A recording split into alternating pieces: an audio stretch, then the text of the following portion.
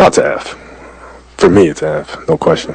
Not to turn the ball over. I failed miserably at that. You know, that was really the biggest thing for me. It was just trying to take care of the basketball because I know I'm going to be in charge of making some decisions out there.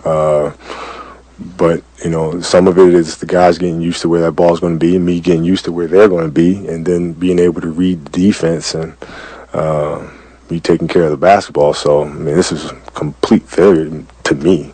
You know, even though I could run around for 28 minutes, you know, basketball-wise, I'm not happy. He's not happy basketball-wise. Kobe Bryant stat line, 9 points, 8 rebounds, 4 assists, and here's the killer, the 8 turnovers. Stephen A. Smith, you watched the game last night. Yes, I did. Give us your grade. Well, I'd give him a C. I wouldn't give him an F. I think the fact that, you know, he had just 9 points, it wasn't that big of a deal for me. I expected him to miss some shots.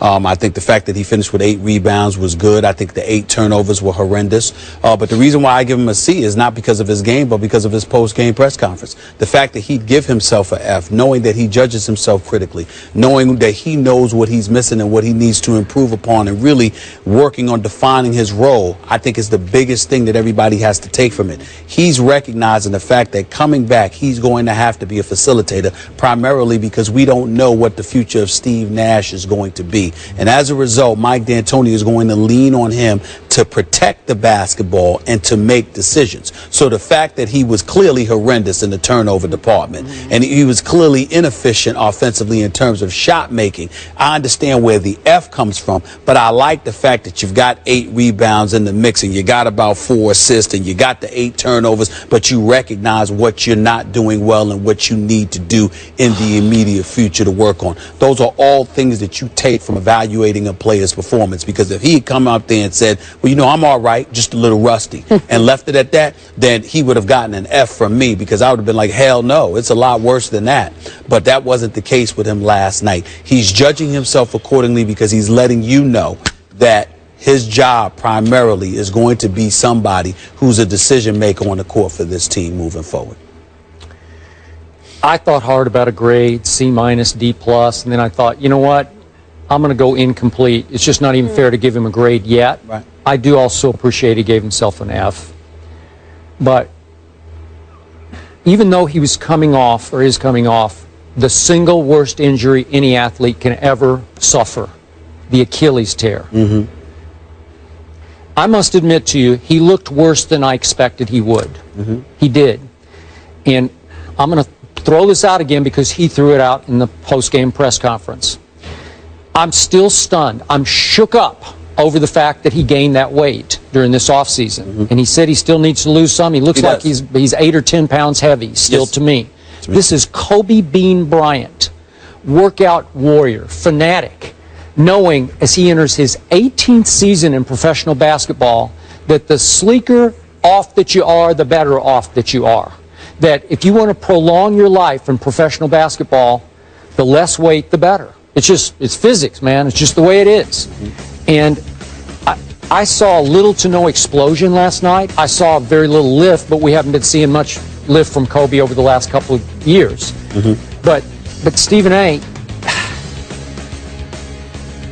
I realize he's trying to learn how to trust his Achilles again. We talked to Dominique about that when he was here the other day, and said sometimes you just got to fall a few times and say, will it work? Will I jump back up? And he fell hard a couple times. But clearly he was rusty and completely out of sync with 4 new teammates he'd never played with, so that's 8 turnovers.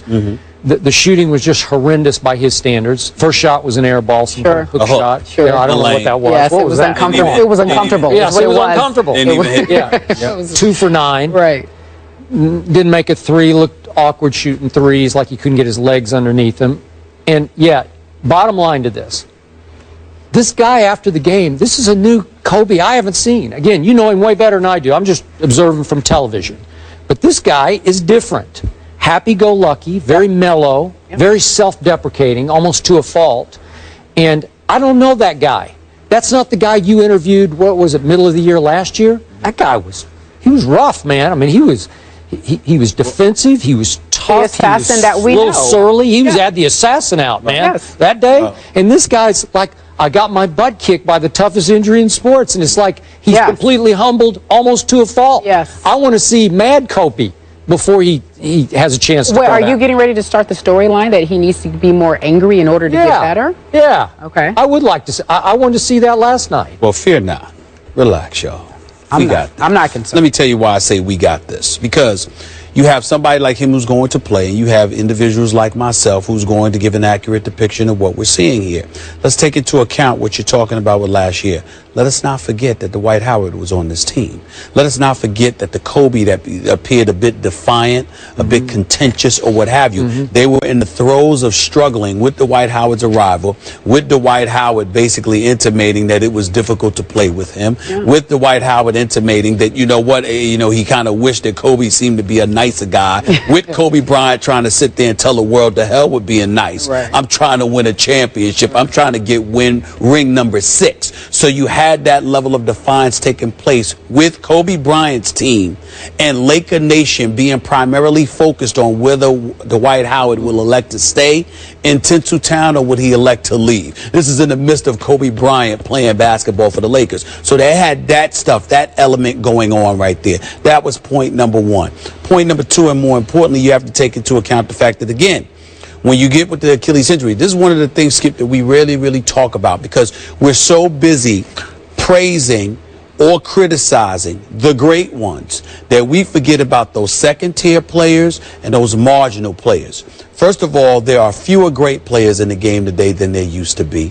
There's far more average players than there used to be, particularly individuals devoid of fundamentals and what have you. So if you are a superstar like a Kobe Bryant, the one thing that hasn't been spoken of yet is the fact that this is a guy that you look at the competition around you. And even though you take care of your body and you pride yourself in being in prime condition in an elite level, ready to roll, you sort of look at the dudes around you and find yourself saying from time to time, do I really need to be that to deal with these boys? Please. I can come back from an Achilles. I can eat some Twinkies. I can eat some cereal and chill out and relax for the first time in my career and come back and do damage against these dudes. But he didn't do damage last night. That was my point. The fact that that happened last night is a cause for me to smile. You see what I'm saying? Had he played halfway decent last night, but looked the way that he looked and was still effective, then Skip Bayless would have a point even more so. But the fact that he knows how bad he looked, the fact that he did have 8 turnovers, and he couldn't really make too many shots, and against the Toronto Raptors, without Rudy Gay, by the way, who's heading to Sacramento, if you're Kobe Bryant, you're like, what on earth have I put myself into? This is not good, and now you're going to lock in and zero in. Give it a few weeks. He'll be fine. By Christmas? He'll be fine. It better be by Christmas because LeBron and the boys are coming. And I guarantee you this, too. All the stuff with D. Wade and the injuries. Yeah. How much you want to make a bet D. Wade playing Christmas Day? I guarantee you that. He ain't missing Christmas Day in Hollywood. D. Wade will not miss that game. He will play that game. So they're going to take it easy on Kobe? Oh, not at all. No. Okay, not at all. So listen, Skip. Stephen A. lays out a really good case. He does? He does, in the sense that Kobe sees himself. Kobe sees himself as an F player at the moment. You said he was incomplete, so is he more motivated? I got to see more. I got to see motivated. I'm not sure. I don't know. This is a new Kobe to me. Too humble. He doesn't like it. Coming up.